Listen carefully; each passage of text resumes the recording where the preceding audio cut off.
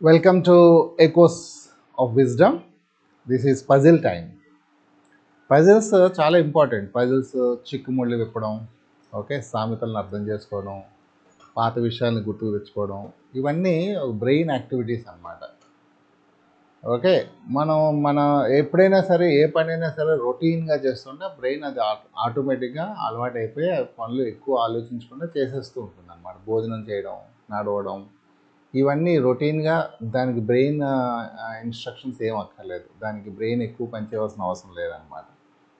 So రొటీన్గా నువ్వు అదే పనిని సేమ్ థింగ్ చేస్తూ ఉంటే కనుక నీకు బ్రెయిన్ వర్క్ తగ్గిపోతూ ఉంటుంది. సో నువ్వు బ్రెయిన్ యాక్టివ్ మోడ్లో అట్టు పెట్టుకోవాలంటే డెఫినెట్గా ఒక యూనిక్ యాక్టివిటీస్ చేస్తూ ఉండాలి. అంటే బ్రెయిన్కి సంబంధించిన యాక్టివిటీస్ ఖచ్చితంగా చేస్తూ ఉండాలి. దాంట్లో ఈ పజిల్స్ ఒకటి, రైట్. ఈ పజిల్స్ చేయడం వల్ల ఏమవుతుందంటే ఆలోచిస్తావు, వెంటనే ఆన్సర్ కోసం వెతకూడదు. కొంతమందికి రాకపోతే ఏమవుతుందంటే ఆన్సర్ కోసం వెతికేసి ఆన్సర్ చూసేసుకుంటారు. వెంటనే ఆన్సర్ వెతికితే ఏమవుతుంది, ఇంక బ్రెయిన్ పనిచేయదు. అదే స్టైల్లో హోంవర్క్లు కూడా, స్కూల్లో ఇచ్చే హోంవర్క్లు కూడా బ్రెయిన్ యాక్టివిటీకి సంబంధించిందే. సిన్సియర్గా పిల్లలు హోంవర్క్ చేయాలి, వాళ్ళ మైండ్ పెట్టి వాళ్ళ ఆలోచనతో హోంవర్క్ చేయాలి. అది యాక్చువల్ థింగ్. ఇప్పుడు లేటెస్ట్గా ఏమవుతుందంటే స్టడీ మెటీరియల్స్లో మొత్తం స్కూల్లో టీచర్స్ ఇచ్చే క్వశ్చన్స్కి ఆన్సర్స్ అన్నీ దొరికిపోతున్నాయి. సో లేకపోతే స్టడీ మెటీరియల్ ఇవ్వకపోతే గూగుల్లో మొత్తం అన్ని క్వశ్చన్స్కి ఆన్సర్లు దొరికిపోయి గూగుల్ చేస్తే చాలు అన్ని క్వశ్చన్స్కి ఆన్సర్లు దొరికిపోతున్నాయి. సో స్టూడెంట్స్కి బ్రెయిన్ మీద అంటే ఆలోచించే యాక్టివిటీస్ జీరో అయిపోయాయి ఆల్మోస్ట్. ఏది కావాల్సి వస్తే అది దొరుకుతుంది. ఇదివరకు మాకు ఓన్లీ టెక్స్ట్ బుక్ ఉండేది, ఇప్పుడు టెక్స్ట్ బుక్తో పాటు work book, study material, non sense మొత్తం అంతా ఉంటుంది. అందుకని పిల్లలకి ఆలోచించే తత్వం ఖచ్చితంగా తగ్గిపోయింది. అందుకని ఇది స్కూల్లో నేను ఎప్పుడు క్లాసులోకి వెళ్ళినా సరే కొన్ని పజిల్స్ అడుగుతూ ఉంటాను. So they are very much excited అన్నమాట. పజిల్స్ అంటే పిల్లలకి క్రేజీ.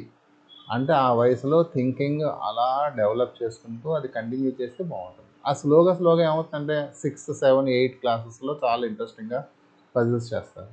9th వచ్చేటప్పటికి అలా స్తబ్దుగా కూర్చుంటారు. 10th ఇంకా స్తబ్దుగా కూర్చుంటారు. అంటే వాళ్ళకి అంత పెద్ద ఇంట్రెస్ట్ పోతుందన్నమాట.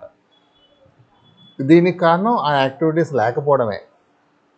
సో అందుకని బ్రెయిన్ని మనం యాక్టివ్ మోడ్లో పెట్టుకోవాలంటే, ఎస్పెషల్లీ పిల్లలైనా పెద్దలైనా సరే యాక్టివ్ మోడ్లో పెట్టుకోవాలంటే మనం పజిల్స్ ఎక్కువ చేయాలి. నేను వేళ మీకు ఒక చిన్న పజిల్, అన్ని పిల్లలందరికీ నేను ఇదే పజిల్ చెప్తూ ఉంటాను, రైట్.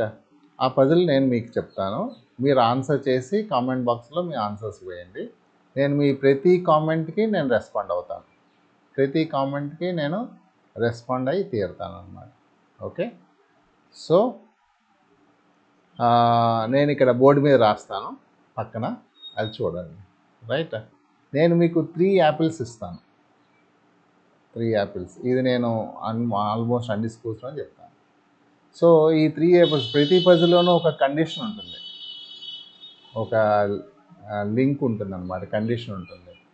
ఈ కండిషన్ ఏంటంటే ఎవ్రీ యాపిల్ 1 గంటకి గ్యాప్లో తినాలన్నమాట. ప్రతి యాపిల్ని 1 అవర్ గ్యాప్లో తినవాలి. అంటే ఆ 3 యాపిల్స్ని గంటకు యాపిల్ చొప్పున తినేయాలి. ఇలా చేస్తే ఈ 3 యాపిల్స్ తినడానికి ఎంత టైం పడుతుంది, total time for eating the 3 apples అన్నమాట. ఈ 3 యాపిల్స్ తినడానికి ఎంత టైం పడుతుంది? So this is my first logical question, right. So దీంట్లో లాజిక్ ఉంటుంది, రీజనింగ్ ఉంటుంది, మీరు బ్రెయిన్ బాగా పనిచేస్తుంది. ఓకే, బ్రెయిన్కి పదును పెడతారు. ఆన్సర్లు మీరు ప్లీజ్ కామెంట్ బాక్స్లో రాయండి. Thank you. See you in my next puzzle time with one more puzzle. Bye bye.